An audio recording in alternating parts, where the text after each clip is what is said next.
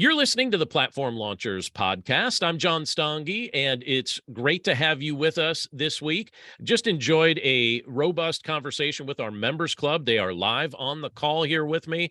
We have people from all over the United States who are part of our members club. A lot of members from Georgia all of a sudden. At one point, it was Pennsylvania that seemed to have the most members, and now Georgia is quickly advancing in that regard. We got some Michigan people. We got some Colorado people. We got people from a variety of states here.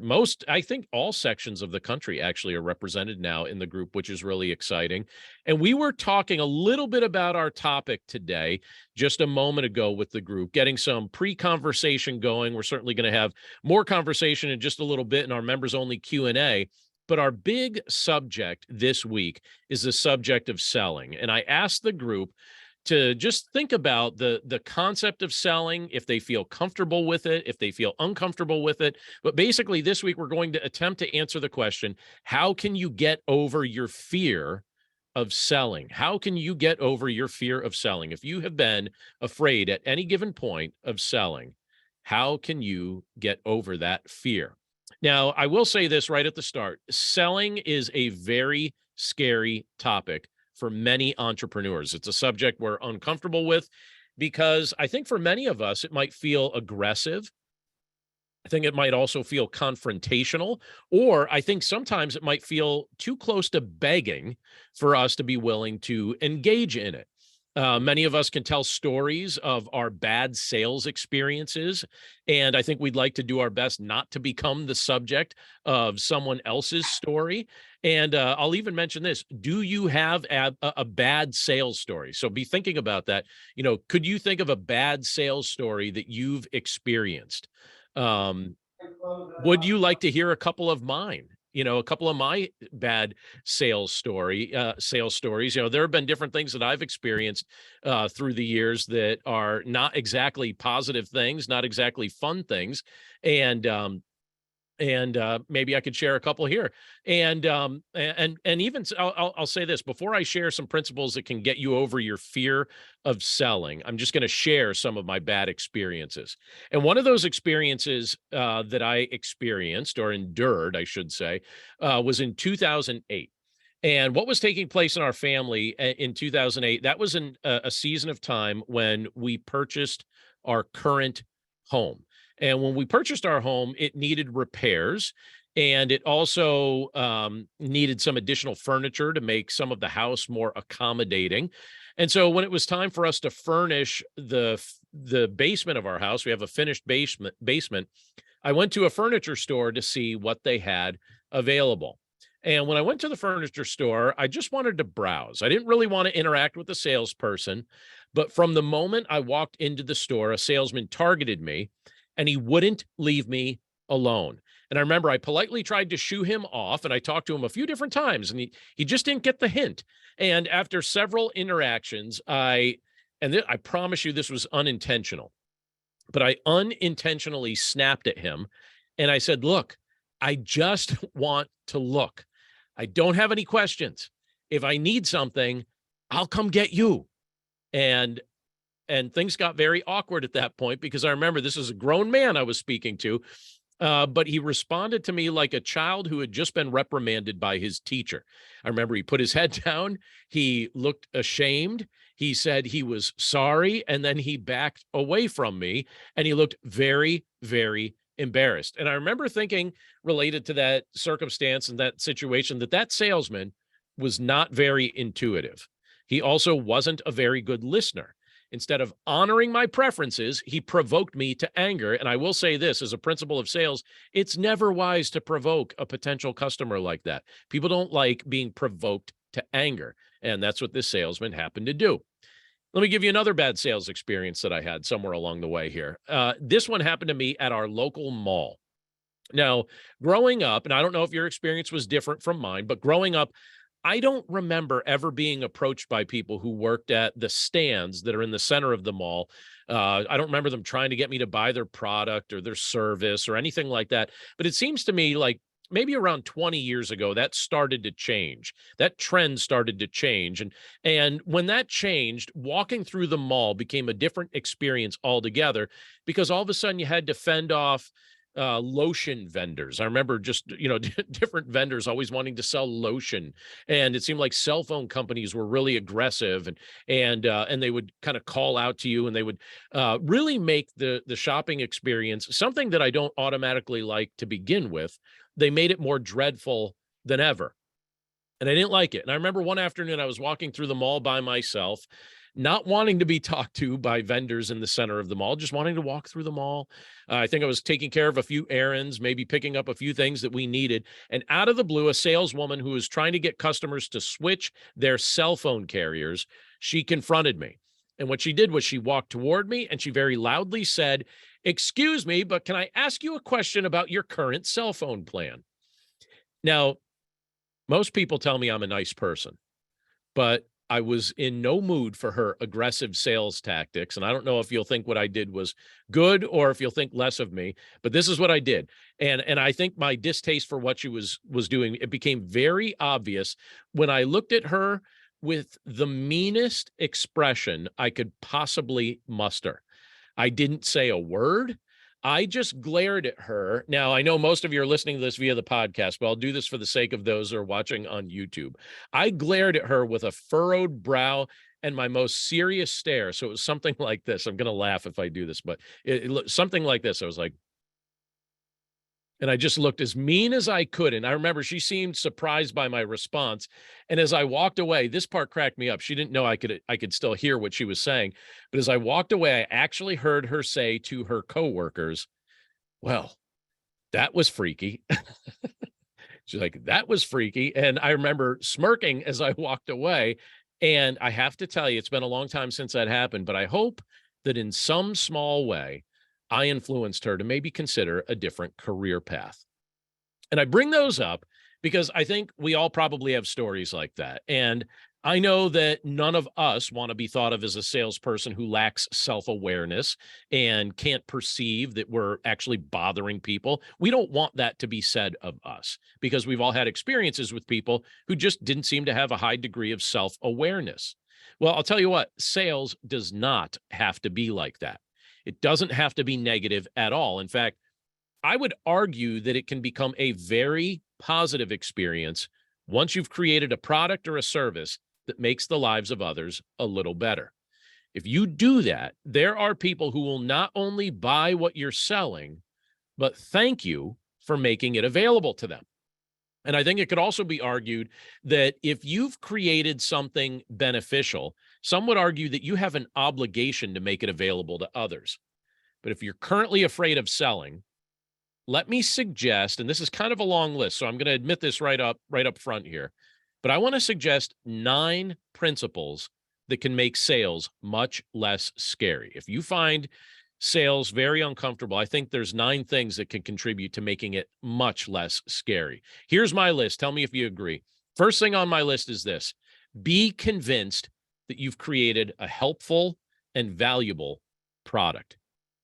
Now, the best way to be convinced that you've created something helpful and something valuable is to test it and use it, then refine it and share it. And once you're certain you've made something good, I think you won't be as hesitant to share it. I think our hesitancy often surfaces because we're not yet completely convinced that what we've created will actually help someone else. So, number 1 on my list is be convinced that you've created a helpful and valuable product. All right, number 2 on my list is this: don't just sell, offer. So think about those 2 words, sell versus offer. Don't just sell, offer. I like to make the things I'm creating available for purchase. That's something I like doing, but I don't like confrontational sales tactics. And I'll even say this, and this is honestly how I feel. I'm 100% certain that the content and the services that I'm producing will teach people new skills, will save them time, will earn them income, will improve their lives, all of that. But I can't convince other people of what they don't want to believe. All I can do and all you can do, all we can do is just offer the products and solutions we've developed. We can offer them. So it's my job to make other people aware of the fact that these things exist, So I offer the fruit of my labor and experiences to others, and they can choose to purchase what I offer, or they can reject it. Their decision is not up to me. My job is to build awareness and to offer helpful things. I'm not in control of what people do with the information that I share with them. So don't just sell, offer. And if you transition it in your mind to more of an offering than a sale, I think sometimes it takes some of the fear of that kind of transaction or just the fear of communicating it. I think it goes away a little bit. I think it dissipates. All right, number 3 on my list is this. And this I think is important. And I think this is also why a lot of people sometimes are uncomfortable with sales. Number 3 is give publicly, sell privately. Give publicly, sell privately. Now, what do I mean by that? Well, let me ask it this way. Are you friends with a few people online in particular who always seem to be selling something? I am friends with multiple people online who always seem to be selling something. I think that's a mistake. I think you can sell on occasion, but for the most part, I think when you're offering something public, so your public offerings, I think they should be more about giving and sharing. Give publicly, sell privately. If people find value in the things we're giving away for free, a percentage of those people are likely to follow up with you in private to gain greater access to your time and deeper access to your products and services. So don't be the kind of person who always seems to have something to sell. People tune that out pretty quickly. Be a giver instead. Give publicly, sell privately. All right, number 4 on my list is this. Make what you're offering so helpful that purchasing it becomes a no-brainer. So it's my personal goal to offer my audience things that are far more valuable than what I'm charging for them. That's the approach that I take to everything I offer. If someone joins the membership community I lead, I want them to feel like it's the biggest bargain they ever got.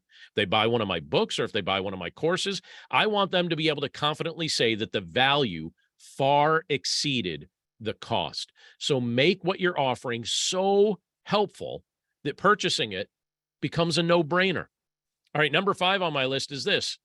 Celebrate your sales success, but don't panic if your sales are sometimes slow. Typically, when we first launch a product, we can't help but check to see if it made any sales on the first day. And if it did, we rejoice. If it didn't, we panic. I think for many of us, this cycle repeats on subsequent days as well. But the truth of the matter is that sometimes your sales will be up and sometimes they'll be down. And when that happens, don't freak out about it. Do what you can to create valuable things and do what you can to let others know that those valuable things are available. But don't panic if your arbitrary metrics aren't being met. And here's the thing. Most of the metrics that we set for our platforms are arbitrary. We say, okay, I would like to make this many course sales on this day. And if it doesn't happen, we treat it like it's a failure. It's like, who told you you had to make that many course sales on that day? Maybe no one knows about your course yet. It might take time for what you've built to gain momentum. Usually, it's word of mouth that drives the strongest sales growth. Word of mouth drives the strongest sales growth. But logically speaking, it's impossible to have word of mouth before people have actually had the chance to use what you've created. So you've got to give what you've created time to build some momentum. So celebrate your success, but don't panic if your sales are sometimes slow. I think if you panic, you're likely to do something desperate, maybe even something embarrassing. All right, number 6 is this. Focus on the results your customers actually want. Focus on the results your customers actually want. Sales stops being scary when you frame it differently in your mind. If you stay focused on delivering the results your customers are actually looking for, sales becomes a joy because you begin seeing yourself as a problem solver. And your products and your services become your way of saying, hey, help is on the way. And you just stay focused on the results your customers actually want. You don't try and impose upon them results that you think they should want. You got to focus on the results that your customers actually want. And if you meet those needs, what you'll end up discovering is that sales becomes a joy. You start realizing that people look forward to what you're bringing to them. All right, number 7 is this. Don't be the cheapest option. Be one of the best, but don't be the cheapest option. And I bring this up especially for brand new content creators. So if you're new at creating digital products, one of the things you're going to be tempted to do is to make those things ridiculously cheap. Many content creators are afraid to charge premium prices for their products. And what I've noticed is that as a result, some race to the bottom of the pricing scale, and then they fret that they can't actually make a living from their work. Now, here's the thing, you don't have to be the cheapest option to make sales. And in fact, many people, myself included, will be sometimes suspicious of the quality of certain items if the price is too cheap. Make something good and then charge a fair price for it. Customers that are please think about this even before I say this statement here. I just want you to think about this. Customers that are willing to pay for the greater quality that you supply will also most likely be higher quality customers. Customers who only buy the cheapest options are also typically customers who are most likely to complain and steal your joy. So just think about that for a second. What kind of customer base do you want to work with? People that are happy to pay for something of quality and appreciate a job well done, or people who are only looking to get a steal and might just complain and steal your joy all along the way while paying you the cheapest price possible for something that you spent a lot of time to create. All right, number 8 on my list is this. This one's important. They're all important, but I think this one's particularly important. Reward your advocates. Reward your advocates. I'll tell you what, one of the best ways to generate sales is to pay others who are willing to make sales for you. I am a big fan of affiliate programs. We were just talking about affiliate programs before we went live here with the podcast. Some of our members are utilizing them. One of our members just shared how she is establishing a brand new affiliate relationship with somebody else. I think that's fantastic. I am a big fan of affiliate programs of all shapes and sizes. And in my world of platform development, I love paying commissions to people who sell my products. In fact, there's a member of Platform Launchers that I paid an affiliate commission to this week, and she blessed me with a kind message, and she said, you know what, that is my first affiliate commission that I've ever made. So I felt like that was a privilege, that I was the first person to ever have the opportunity to pay her an affiliate commission. I love paying commissions to people who sell my products. In fact, and the members club knows this already, but the majority of my marketing budget, so if you develop a business, you're probably going to have a marketing budget. Well, the majority of my marketing budget, most months, 100% of my marketing budget is dedicated to financially rewarding my advocates. Meaning, if people are willing to advocate for my products and my services, what that ends up doing is it helps me make sales.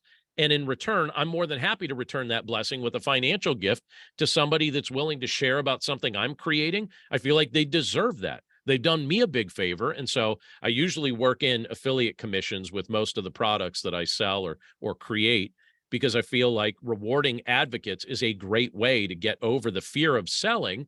And in fact, one of the questions that I asked our members club just before the podcast started was, do you find it easier to try and sell your own products or to try and sell somebody else's products? And just about all of us said, it's kind of easier to sell somebody else's products. Well, if that's the case, then sign up for different people's affiliate programs and make use of different affiliate offers and be an affiliate for things that you already use and trust and people that you work with. That's a great way to earn an income. But if you're creating something, recognize that there are people that might be willing to be an advocate for what you're creating, and then reward them financially. If people are sending business to what you've developed, if your online platform is receiving business because advocates are sending people to what you've created, reward those advocates financially. Do so generously, do so regularly, and it's kind of a win-win scenario for everybody involved. Number 9, this is the finale on my list. Success will help you eventually overcome your fear of selling. It really will. Success will help you eventually overcome your fear of selling. The more success you experience, the less you'll fear. And I think that's true in most areas of life, but it's particularly true when it comes to sales. As you apply these principles, as you develop a track record of making sales, your success will eventually snuff out your fear. You'll get used to it.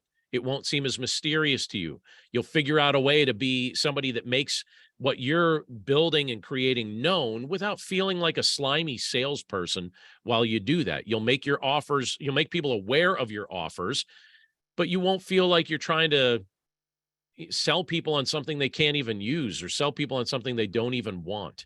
Success will help you eventually overcome your fear of selling. Once you get in the groove of this, once you experience some success with it, eventually it won't seem as intimidating. It won't seem as fear-inducing as it did at the start. I hope this list is helpful to you. And what I'd encourage you to do, particularly if this is something that you wrestle with, which, by the way, most of us wrestle with this. So if this is something helpful to you, what I'd actually encourage you to do is revisit this list from time to time. Just stop by and revisit this list from time to time. If you're struggling with self-doubt, if you're fearful that making the fruit of your labor available for purchase is something that you find intimidating, just look over these things and think about this a little bit more, because this is the type of thing that ultimately can be a benefit to you. And it's ultimately something that I think we as online content creators and platform developers need to be aware of, because if we're not making sales, ultimately we're not going to be funding our platforms, and we're not going to have the amount of time that we need to be able to dedicate to doing the things that we need to do to be able to create the content that we're called to create. So think about this. I hope this helps you to overcome your fear of selling. And something else that I'd like to encourage you to do is, one of these days, if you're interested, stop by platformlaunchers.com and check out our members club. We'd love to invite you to be part of what we're doing, and you can try it out for 2 weeks absolutely free. You'll get access to our training vault, which has many, many hours of training videos that'll teach you how to build, grow, and monetize your online platform. It'll teach you how to replace your current income with an online income. It'll teach you how to build community, and ultimately maybe a little bit about sales as well in the process. But you can find that over at platformlaunchers.com, and we would love to meet you as you take our members club for a 2-week test drive. And that's a free gift from us to you as you check it out and see if this is a good fit for you. And one other thing I just want to thank you for. Last week on the podcast, I asked people if they'd be willing to leave a review for the podcast on whatever podcast player they select and use. And several of you did that. So I had the opportunity to be encouraged by several very edifying podcast reviews this week. So thank you to those of you who took the time to do that. It was really nice to read, and that certainly helps the podcast out because it triggers all kinds of algorithms, and then Apple starts sharing the podcast to more places, and maybe Spotify does the same. And so you're actually doing me a big favor by helping me reach more people with this content as you leave your review. So it's a simple way to say thanks. If that's something if this is content that you utilize each week, we'd certainly be grateful for your help with that. Leave a review. Let us know how we could be helpful to you. Again, stop by platformlaunchers.com to try out all sorts of things that we have there, including the 2-week test drive of our members club. But that's it for us this week. Thanks again for joining us for this week's podcast, and we look forward to catching up with you again right here next time. Take care.